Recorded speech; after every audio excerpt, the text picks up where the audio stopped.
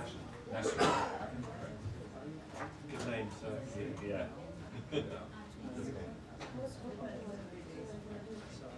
I know, I really liked it.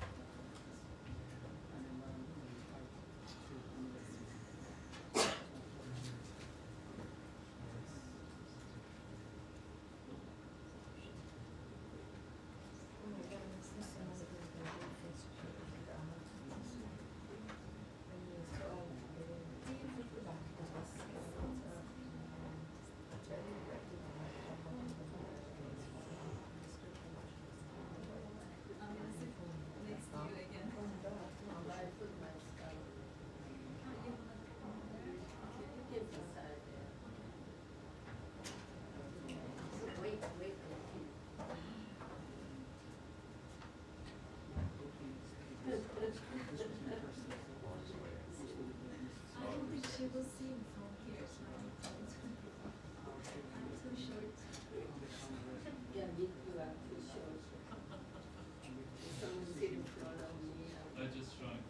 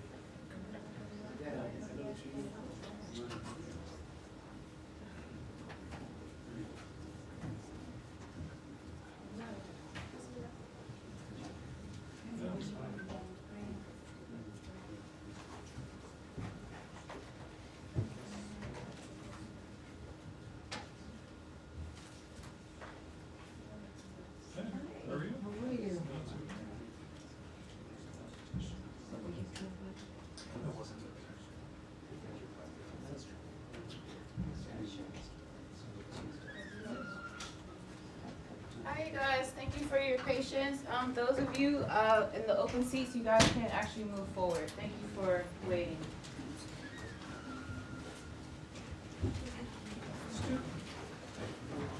Yeah, you guys can, yeah. Okay, I've never seen you next time. Sorry. How are you? Good. Okay, just a few more minutes. Just waiting for you guys to get settled. Yeah. Thank you.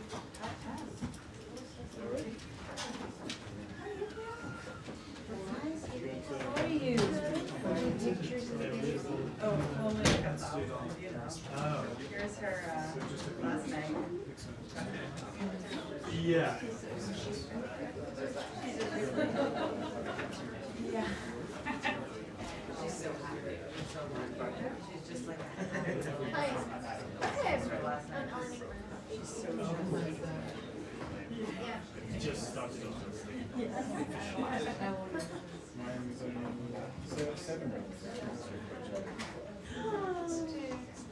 What's your name? She's a chunky girl too.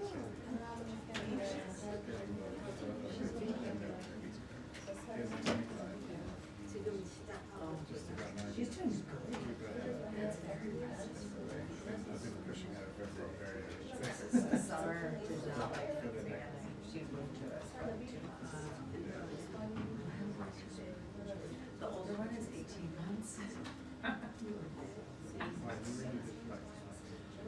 You're in it. So they are.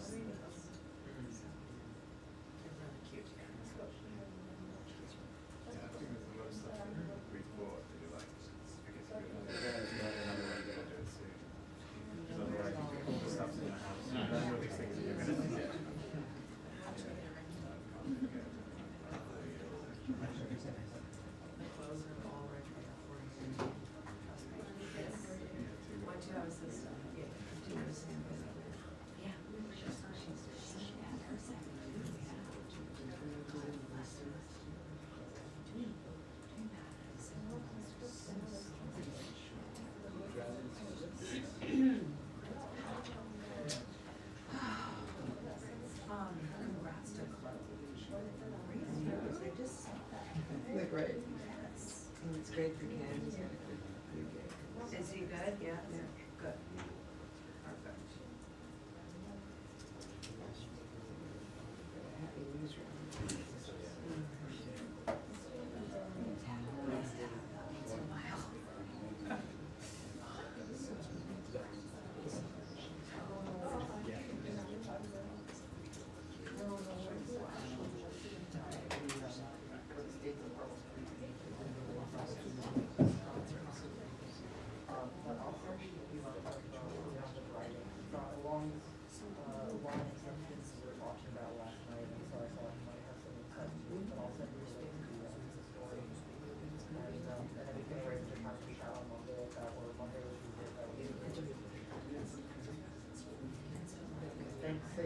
Safe travel.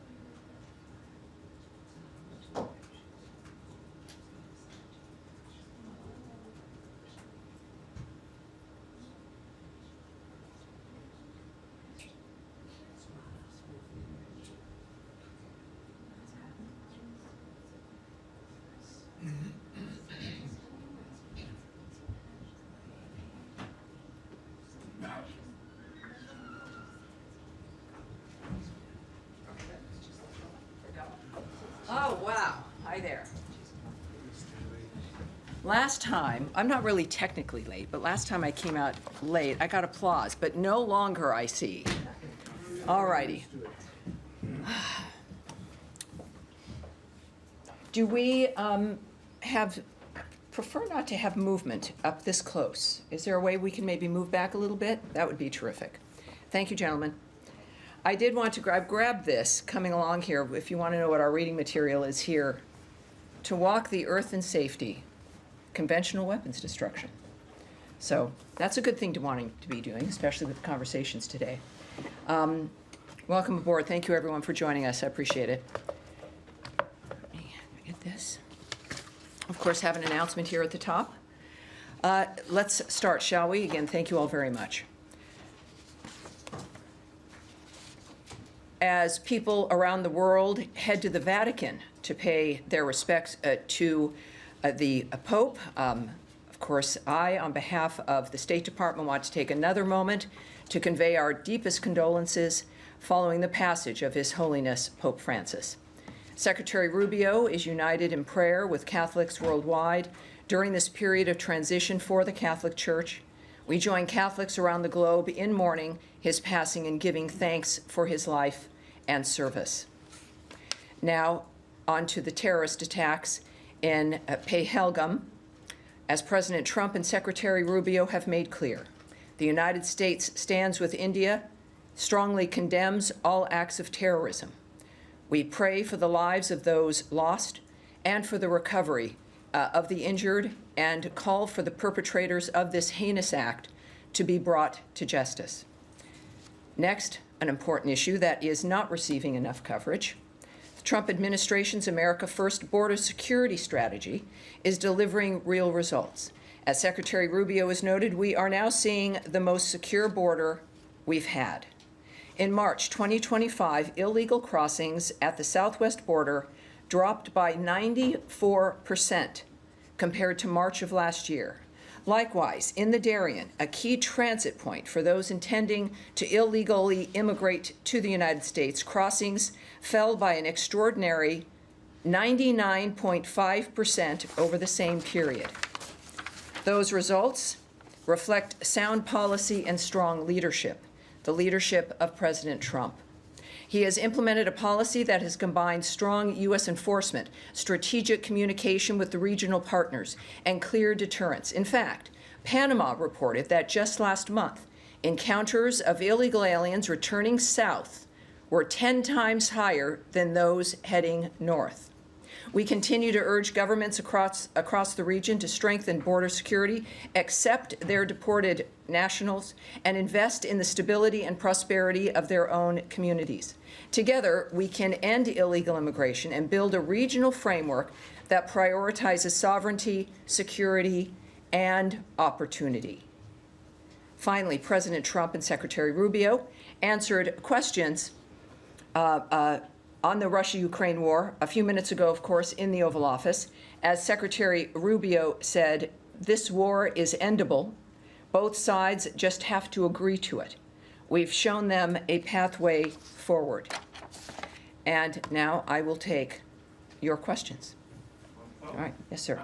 Just to come back to the attack in Kashmir that you mentioned. All right. So we'll stick with one thing we're going to try to do today is stick with topics. Themes. I'm not very good at that, but we're going to try it again today. So we'll start with Kashmir. So, yes, sir. Since you started with that as well. Sure, certainly. Since that attack, India has blamed Pakistan for being, for having some connection to the attackers. I wonder, does the US have sort of more reaction to that? Do you see Pakistan as potentially being behind this, and are you playing any role in diplomacy to try and cool tensions between the two countries? Well, I put it in the topper, obviously, because it was a horrible situation. But at the same time, that's basically going to be the extent of the comments at this point. What I can tell you is, of course, as we all know, it's a rapidly changing situation. And we are monitoring it closely, as you might imagine. We, of course, are not now taking a position on the status of Kashmir or of Jammu either. So that's really going to be the extent of what I can say today. So if we'd like to, again, we'll start again here now also with Andrea Mitchell, perhaps about Ukraine, Russia. Is that where you're going? Yes, let's do that. Follow But we're going to move to Ukraine, Russia, because there's nothing else I can say about the situation. Yes. I want to raise the question of Crimea because the U.S. position, as was outlined by Vice President Vance, indicates that the U.S. proposal does indicate that Russia would retain sovereignty over Crimea and other territories. It was just a few years ago that former Senator Rubio co-sponsored legislation that would prevent Russia from ever having sovereignty over Crimea because of its origins. Can you explain what has changed that has made the Secretary think that this is a balanced offer and a proposal that Mr. Zelensky and Ukraine should accept? I've said before, I'll say again, even to you, that we can't negotiate this. It's certainly not going to be negotiated in this room. Now it's on the record from the Vice President when in India he... well, he's the Vice President and making a statement. It's not my job, nor will I parse his words or assign a meaning to them. What I do know, as I think as we all know, negotiations continue. There's a conversation that continues. That was the impression I was left with the conversation out of the Oval Office, is that both President Trump and Secretary Rubio were there. They engaged and answered questions about what's coming forward, what's possible. The President indicated he still thinks peace is possible. The Secretary has added, though, that if this is going to end, it's really going to take the two parties to make that decision. They're going to have to make that decision. Can I ask, what I would say about Crimea is what President Trump has said. I'm sure you saw that Truth Social post. And I'll read a little bit of that. We can have that in the record. President Trump on Truth Social noted, Ukrainian President Zelensky is boasting on the front page of the Wall Street Journal that Ukraine will not legally recognize the occupation of Crimea. There's nothing to talk about here, end quote. The statement is very harmful to the peace negotiations with Russia in that Crimea was lost years ago under the auspices of President Obama and is not even a point of discussion. Now, his message continues, but that was the general point about Crimea from the president himself. And were you going to follow up on something else after that? Well, just generally, the issue of Crimea and of territory that is now controlled by Russia. Mm-hmm. Does the Secretary believe that a balanced proposal would have Russia also making some concessions? The Secretary's made statements actually recently in an interview, and I'll read some of those comments. I think he has also said, though, that there's going to have to be concessions on both sides. He's made that clear. We also know that the details of those concessions were not going to be discussed or agreed upon until there was a ceasefire. And that dynamic still exists. But the Secretary's been clear from the start that there would be concessions from both sides in this regard. He has also said, I remain hopeful that we can get something done because this is a terrible war and it needs to end. He also says that there is no military solution to this war. Russia is not just going to roll over Ukraine and take the whole country, and Ukraine's not going to push them all the way back to where they were before 2014.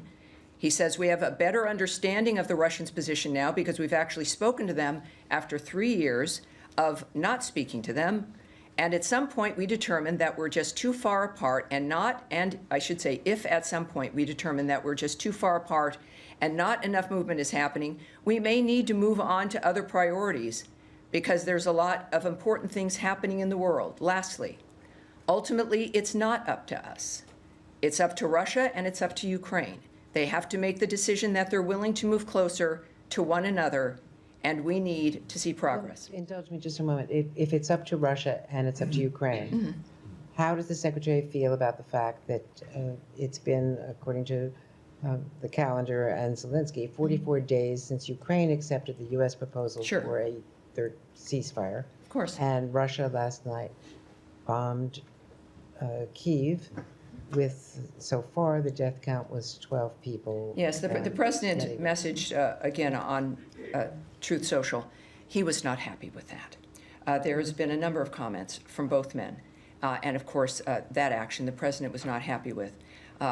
So, you know, we're at a point here, and when I think it's important to also note that when Secretary Rubio's noted, you know, we can't keep doing this, what he's specifically referring to is flying in a moment of notice to another part of the globe to talk with people, to have meetings, perhaps about meetings. It's not that we're walking away from the desiring peace or wanting to assist with peace as it's developed, but the process with which we've engaged in this for 100 days would have to be adjusted, because our front is global. That front is that front. There is Europe. And it's just a matter of not certainly abandoning anything, but not doing things the way that we have been doing them. All right. Thank you, Andrew. Yes, Nadia? Thank you. Also still on Ukraine and Russia. I'm just going to ask a quick question on Iran.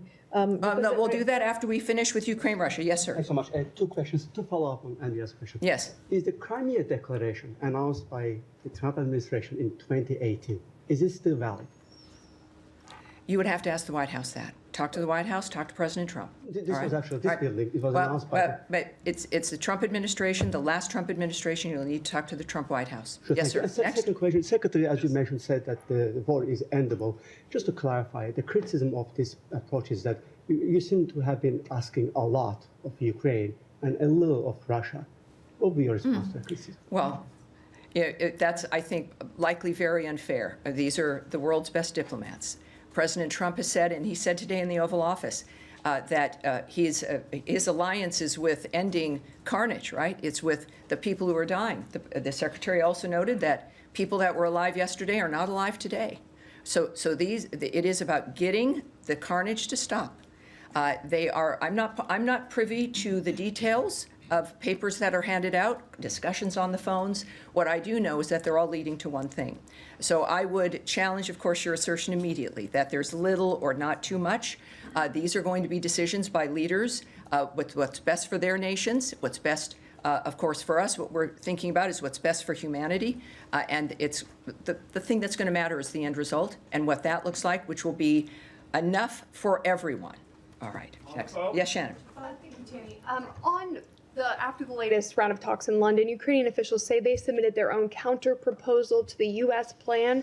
Can you say if the Trump administration is giving that counter-proposal any weight, or is the U.S.-backed framework on the table the only path towards peace that the administration is considering? You know, what I've noticed here about Secretary Rubio and President Trump is flexibility, is that no matter what's going on, and even reflecting back on when everyone thought everything was over after President Zelensky's visit to the Oval Office. Oh, it's over. All of this is done. And it wasn't. And it isn't. Because this is about human beings having conversations, negotiating, literally existential issues where their decisions make a difference of who's alive the next day. It is, I'm just on the periphery of watching these men and women work on this. So without knowing the details or speaking to the specifics of what you're asking, I can tell you that it is the commitment, is the end point is what they're committed to, and willing to do what it takes to get to that end point. Regarding London, as an example, we know that Special Presidential Envoy for Ukraine, Keith Kellogg, participated in what were positive talks in London, and with the head of the President's office, Andriy Yermak, the President, of course, of Russia. It's time to move forward also on President Trump's Ukraine-Russia war directive, which is very simple: to stop the killing, achieve peace, and which all of that puts, of course, America first, and as a result, it puts the world first. All right, so Russia, Ukraine, more? Just one more. Yes, ma'am. Can you just help us understand what the intention is for Steve Witkoff meeting with Russia tomorrow? Is he going to be presenting the same framework that Keith Kellogg presented to the Europeans and to the Ukrainians in London? Is he taking that same framework and giving it to the Russians to see their response? Well, it's a good question, and I have no idea. I don't know what his plan is. We do know that he goes with wherever he goes with intention and with a goal, and we see him effectuating those goals. So I know that there's something that matters to him that he's going to be conveying. I can't, of course, give you those details, nor would I.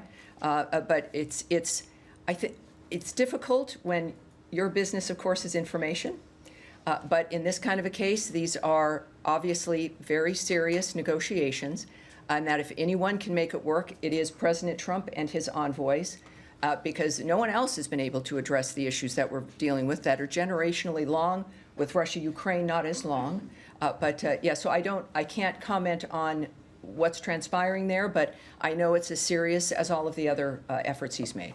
Yes, Sean. Thanks. Secretary Rubio, he's chairman of the board of the Millennium Challenge Corporation. I'm wondering if he has an opinion on the elimination of the agency as memos are sent to staff in recent days. So we are aware of reports of that. There are some cuts there. I will note that while the administration and the department has acted quickly in this regard, the review of Foreign Service remains ongoing across the other 22 U.S. departments and agencies that manage U.S. foreign assistance. But for specific questions regarding MCC, I would have to refer you to them. Just in the MCC, in terms of the substance of that, I mean, this so now we've moved away from Russia, Ukraine. So as long as are we? So well, all right. So hang on for your second question. You want to hold on to that? Let me just do one follow up on this. Just the MCC was seen as a way to counter Chinese influence in Africa, in particular. China's involvement in infrastructure. The MCC was building infrastructure, but for countries that demonstrate good governance, for example. Why is that not seen as a useful goal for the United States at this point? Oh, Sean, you've been in here so often. First of all, I'm not going to speculate on any of the press reports about decisions that have happened or have not yet happened, or even the impact, or even, I mean, you can reach out to the MCC about the status of their programs. But if this is about really ceding ground to anyone, the administration is intent on delivering a foreign assistance policy that is efficiently and effectively serving America's interests. And the ongoing review does that for whatever the policy is, whatever the region is. And in fact, of course, it's effective for this aspect as well. But just a reminder, just because something it's changed, it might look different. It doesn't mean that our priorities have changed and that we will be applying our priorities and our mission in other ways as well. On the same topic, please. Russia, Ukraine, same? No, MCC. MCC, same?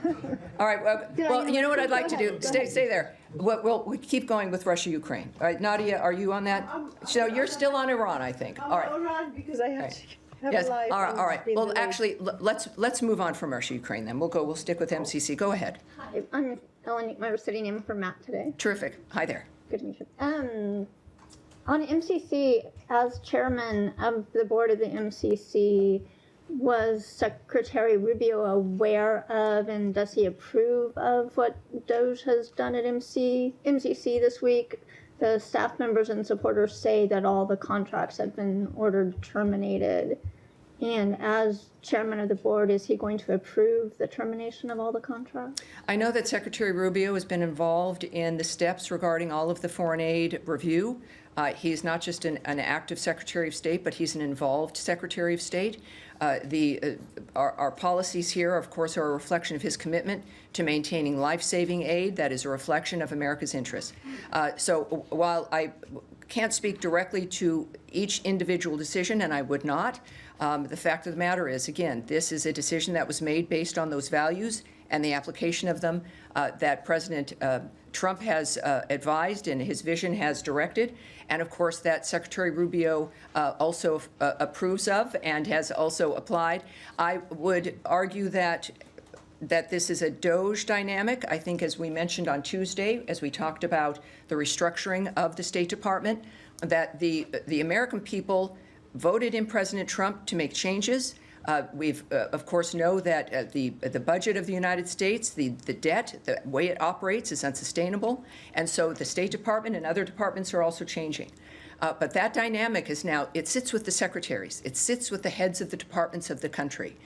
So when we think about the changes that will continue to be made here at State, whether it's a large reorganization or if it's a bureau that's affected, those are decisions that are made by people in the State Department that is overseen, of course, by Secretary Rubio. And it reflects the values and the intention that's been described for the last 100 days from this podium and by the Secretary himself. All right. Yeah, yes, sir. Thank you. I wanted to move on to Gaza if I can. Oh, can I just go on Iran? All right. Well, it's up. Nadia's been waiting. We'll start with Iran, and of course, we will definitely come to Gaza as well. All right, Nadia, now to Iran. Two questions. The Iranians indicating that they want an interim agreement and not a comprehensive agreement. Is this something that you would entertain, or do you think that it is feasible in the next round of negotiation? And second, also they said that the U.S. seems to be in agreement of keeping some kind of a nuclear facilities for peaceful use. And is this also something that you endorse, or do you think that Iran should not have at all any kind of nuclear material that could have been developed, whether it's for peaceful or military use? Well, there's been a very bright line about what's acceptable and what's not acceptable. Not acceptable is having a nuclear weapon. That is the one bright line that has been feeding all of the activity. I can give you an update on, the ongoing talks, might give you a gauge here. The next round of talks are taking place on, we have a team, I guess it's the IAEA's plan is to send a team to Iran this week. The next round of talks will take place in Oman on Saturday and will be the first meeting of technical teams. We can also tell you that the Director of Policy Planning, Michael Anton, will in fact be heading the technical delegation. And yes, Special Envoy Witkoff also will be present. Obviously, I will not, and you know, that I will not discuss the details of any proposals, real or non-existent, discussions, negotiations, what one party says versus another. What I found, and I know it just sounds like rhetoric, but it's true, is that these are very detailed, person-to-person conversations about issues that affect millions of lives, and the things that get talked about on TV by people or pundits, of which I love pundits, I was one. It does not help or really shed any great light on the nature of what's going on, but what it can do sometimes is frighten people and put people in an even more heartbreaking, suffering situation. So I understand that, and that's why I'm reticent, because also there's other countries and people involved, and there's something it's important to not say things that can be misinterpreted. And we are determined to not do that, considering what's happening around the world. But what we do know is clear, and we've been, I think, as transparent as possible. Talks are ongoing. As a matter of fact, they continue to be positive and constructive, I can tell you. So we've made good progress, and we have a long way to go. And so these things go on. As we've seen, sometimes they can change. But that's as much as I can give you. Yeah, so Iran, yes, sir. Can we just ask, how was Anton chosen for this role leading the technical side of the talks? My understanding is that he doesn't have a technical background in nuclear science and stuff. Is there going to be someone else advising him, and could you name that person? I will not go into the details of the rest of the delegation, but he's there because he should be there. Iran, follow up? All right, Iran? Yes, sir, of course. Saeed. To the point that actually Nadia raised, yesterday Secretary Rubio told Bari Weiss that the U.S. is open and accepting of an Iran peaceful program, considering that it is a member of the Non-Proliferation Treaty. But the position of the Israeli Prime Minister, Benjamin Netanyahu, is that the total destruction of all nuclear-related facilities, peaceful and otherwise, a la what happened in Libya in the old days. So do you see that this is evolving into some sort of a gap between the position of the United States and Israel? Yeah, first of all, I reject your general premise. Again, what we can discuss are things that are projected upon regarding the notion of some remarks that the Secretary may or may not make. At the same time, there's a whole host of people working on these issues, and there is nothing to gain, nor will I discuss the details or my opinion or project on the nature of what we expect from something. This is the job of people who are assigned to this and bear the weight of the world on their shoulders as we sit here very comfortably in an air-conditioned briefing room as I try to at least get you information so that you know the general trajectory of how things are. It is remarkable to be standing here 100 days into the Trump administration.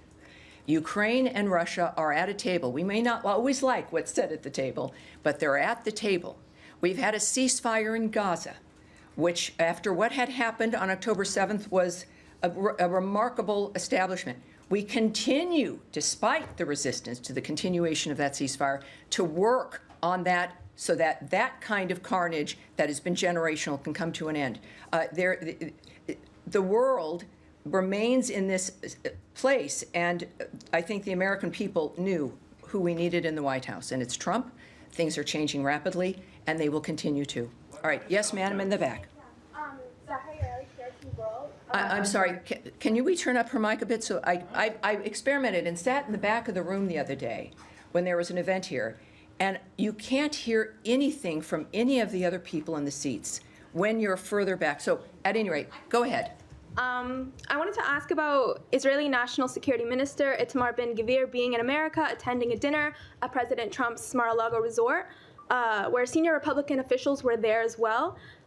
He said that the U.S. approves bombing food and aid depots in Gaza. Is this true? Is this endorsed by the Trump administration? And where does the United States stand on this? You know, that was, I believe, one report.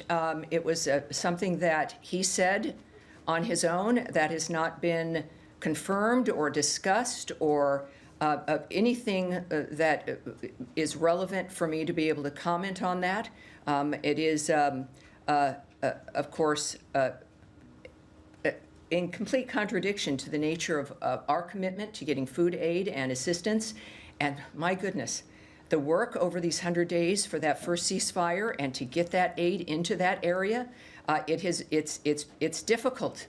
But that dynamic, I think, is not something that I certainly am going to expand upon with one report, comments from one individual.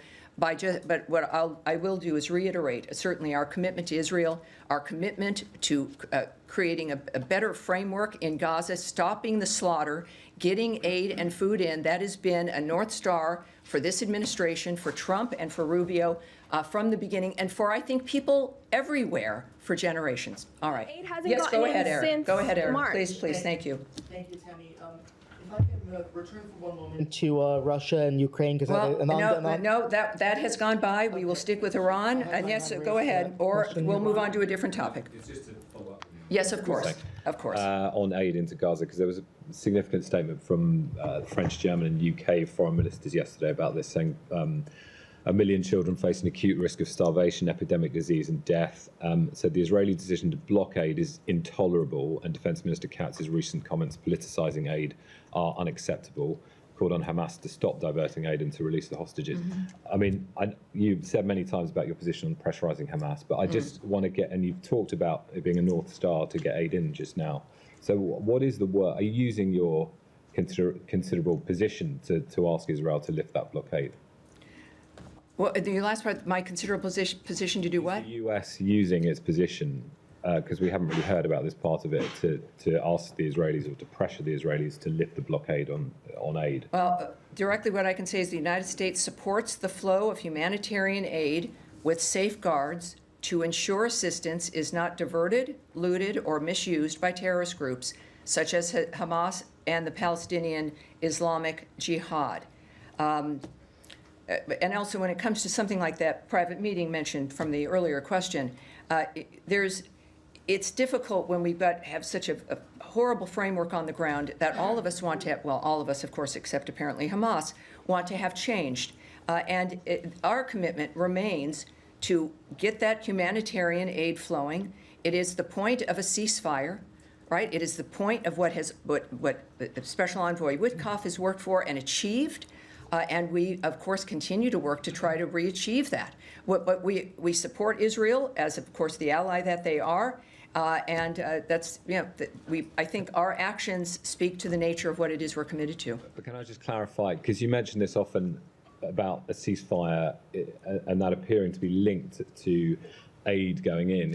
Is one thing, are you saying that there would be a reason, right? Absolutely, but there is a way to get aid in, and it was done previously, while the conflict is still continuing. And I'm just trying to understand if an agreement is conditional on aid going in for you. So are you saying that aid will, which is what the Israeli position is basically, the Israeli government, is that aid will only go in when there's an agreement. So is that... Well, yes, I won't, look, and as you know, and perhaps it's important for me to state it for what your stories are. But I'm not going to comment on Israeli decisions, Israeli negotiations, nor am I going to speak on where things stand currently between conversations. It is what I will say about every negotiation in every situation in the world. Our negotiations and actions never stop. So it's not like it starts at 8 in the morning and ends at 5 p.m. and then waits for a week before something else may happen. Now, the Secretary can't be involved in every single aspect around the world, but our efforts never stop. And that is the case now. Clearly, I will not go into details of how they're working or what the dynamic is or how that's being undertaken. But there is something very clear in our efforts that just our efforts alone indicate is a willingness to hinge all of that, the Trump administration's legacy, the results in what is a 4-year term. We are already 3 months into it. That this is the thing that he decided mattered the most. And that is something that is going to continue to be the case in one fashion or another. I mean, clearly, we're doing many things around the world.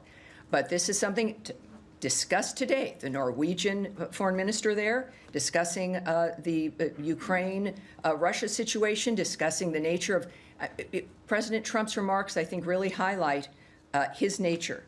When he was asked about who he was an ally of and what his commitments were, let me see, I think he said this specifically. When asked about who his allegiances were with, he said, "I have an allegiance to saving lives." And for those of you who've met him, that's not a line. It's a line I have to read, but that came from him, and that's what drives this effort. And that includes humanitarian aid, whatever region of the world it's in, and how we can get that moved through. All right. Well, now yes. So we've been speaking about Gaza. Shall we continue that? Are we on Gaza here? Go ahead. Yes, Gaza. Yes. The Middle East. All right. Expand to the Middle East. All right. We'll still. All right. On Iran. We'll go to Gaza again, and then we'll come back to Iran. So Gaza specifically. Yeah. Oh wait, sir. No, sir. The man right here in glasses. Yes. Go ahead, sir. It's not on Gaza. Okay. So go ahead. It's not on Gaza. In his first term, President Trump. All right, sir. I will direct this. You will not. Go ahead, please. In his first term, President Trump. Yes. Go ahead, please. Sorry. In his first. Do we have? In his first term, President Trump offered to mediate between India and Pakistan on the issue of Indian-occupied Kashmir. I know you just said that this administration has no position on Kashmir right now, but there too much tension on the I'm not border. going to be remarking, sir. As I mentioned, I appreciate this, and perhaps we'll come back to you with another subject. I will say nothing more on that situation. The President and the Secretary have said things, as have the Deputy Secretary. They've made their positions clear. I will not continue with something in that manner. Yes, sir. Go ahead. Yeah, go ahead. Thank you so much, Thani. Today, the Iraqi foreign minister is going to arrive in Washington, D.C., and in a post on X, he says that he's going to meet with the U.S. counterparts on speaking and talking about mutual security. And have you scheduled any meeting with him? This is the first part of my question. The second part, are there any impacts or implications of your talks with Iran on Iraq? I'm asking this because when it comes to Iraqi security, Iran is floating into the discussions. There's a lot of Iranian-backed groups in Iraq, and you started the sanctions waiver to Iraq because they were buying electricity from Iran. Well, I can tell you that the Iraqi Deputy Prime Minister and Foreign Minister, Dr. Fuad Hussein, will be here at the State Department tomorrow for various meetings. I will be in one of those meetings. As far as to the specifics of what will happen, I have nothing to preview for you at this time, but we will have readouts. So we will have some details of those meetings tomorrow. Yes, sir. Go ahead. Yesterday, a group of Bangladeshi Americans held a press conference at National Press Club in which they requested the State Department, the U.S. government, to look into the ways in which the U.S. aid money was used in Bangladesh. Is the State Department looking into those? You know, I will, again, for something to address what may be going on, we're going to take that question. We'll go from that. And yes, ma'am, in the blue shirt, sir. Thank you. If I may ask on Georgia. Under the new administration, the first meetings were held with the Vice Prime Minister of the ruling party of Georgia. Could you provide some details about this meeting, including the main issues discussed and the position shared by And for people watching, when I say we're going to take a question, that means that you, in fact, are going to get an answer to that question, but not from me. So we're going to take that question as well. But when people do that, if they have a question that needs some details or I need to get more information, when we say we're going to take that, then you'll receive a direct answer from this department, and that's going to be one of those cases. We'll try. Matt, with the beard? Yes, sir, with the beard. Go ahead, please. You mentioned a lack, sorry, John Seward with Notice. Hi there. You mentioned a lack of coverage about the southern border. Yes, sir. And I wanted to ask, can you shed a little bit of light on the State Department's coordination with the Department of Defense for the delivery of these deportation flights to countries in South America? Well, I can tell you a little bit. I know that also came up on, well, maybe even last week, certainly perhaps even on Tuesday. So this is the diplomatic services, right? We know that they are actively partnering with DHS in implementation guidance and mandatory training related to DSS enforcement of statutes and regulations. And in February 18th to be specific, the Secretary of the Department of Homeland Security delegated Title VIII authorities to the DSS. They also, there have been some questions about their relationship regarding the state of Virginia. We know that we refer you as a result directly to DHS and the Virginia Homeland Security Task Force for any questions regarding that interagency support in their ongoing mission there to prevent illegal immigration. And they are a key partner, we will say, about the DS. They are a key partner in the United States' work to reduce illegal immigration and root out those who endeavor to exploit the U.S. travel system. Their primary mission, for those of you wondering about the diplomatic security services, their primary mission is to protect diplomatic assets, personnel, and information, and combat transnational crimes connected to visa and passport fraud, as well as to investigate transnational human trafficking crimes. DSS law enforcement authorities complement and strongly support the administration's priority to deter and reduce illegal immigration into the United States. All right. Yes. All right. How are we doing? All right. All right. I think that's going to be it for today, and we will see you. We'll see you next Tuesday. All right. Thank you. Have a great day, everybody.